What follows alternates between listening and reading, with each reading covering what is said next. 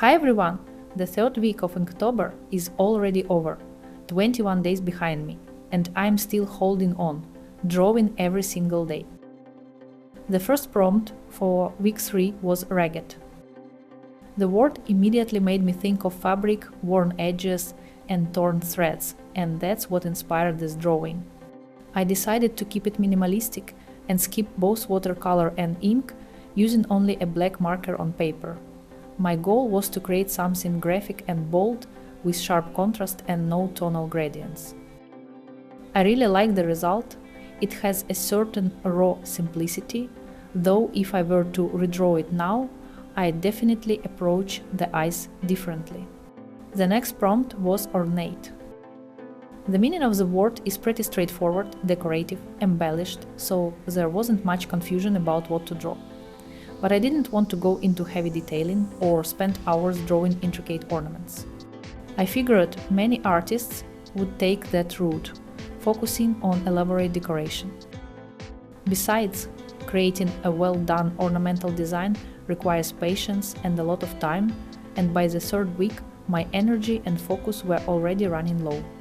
So I decided to keep things simpler and save some creative strengths for the upcoming prompts. I played around with different interpretations of the word and eventually came up with a simple graphic concept. After all, stripes can also be seen as a kind of ornament. That's how this minimalistic drawing with legs, socks and little birds was born. The next prompt was deal. I'm not particularly happy with this piece. I feel like if I had spent a bit more time sketching and exploring different interpretations, I could have come up with a more interesting idea. In the end, the drawing turned out quite literal. To make a good deal, you have to put in a lot of effort. For the background, I added just a hint of watercolor. Barely enough to be noticeable, but without it, the page would have looked too empty and lacking in texture. The composition itself feels a little uneven, with more visual weight on one side. The watercolor, though almost transparent, helped bring a subtle balance and softness to the piece, tying the whole composition together. The next prompt was Arctic, and I had really been looking forward to this one.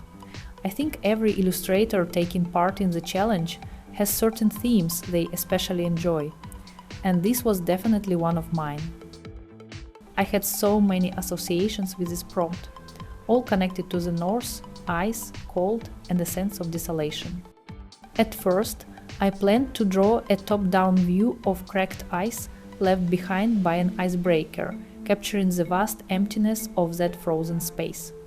But while sketching, I thought it would be interesting to add something massive beneath the surface, and that's how the whale appeared in the illustration. I really wanted to create this piece using mixed media to fully capture the texture of dark, icy water. By this point, I had a good sense of how to balance watercolor and ink, and the result turned out even better than I expected. I'm also glad I didn't overwork the eyes. Keeping the chunks large gave the composition a stronger, more striking look. The next prompt was rivals. On one hand, it's a simple and straightforward word, but on the other, it immediately brings up very literal associations. I spent quite a while thinking about this one. I didn't want to draw something too obvious and was looking for a more metaphorical interpretation. At some point while sketching, I realized I wanted to illustrate the idea of reflection as a metaphor for the fact that the antagonist exists within each of us. That's when it became clear that the composition needed a mirror or some kind of reflected image. But that also brought a few challenges. First, I struggle with drawing faces and human figures, and second, I often have trouble handling fine details and thin lines. So in the end, I decided to focus on scale and keep the reflection itself more abstract and symbolic. In this drawing, I once again used mixed media. I intentionally divided the composition into 3 parts: the loosely outlined foreground objects drawn with a marker, the deep and richly textured sky and cosmos, and the solid. dark mirror at the center anchoring the entire piece. The final prompt of the third week was blast. I had actually been wanting to practice drawing fire, flames and explosions for a while, so this prompt was the perfect opportunity to finally do it. Once again, I ended up with a Star Wars association. That's just the image that came to mind while I was sketching ideas. I wanted to create as much contrast as possible to make the flames stand out, and the cosmic background felt like the perfect choice for that. While drawing the starfighter, I realized that technical details don't come easily to me, even when I'm working from a reference. And as you can see, the Death Star turned out a bit uneven too. And that's it!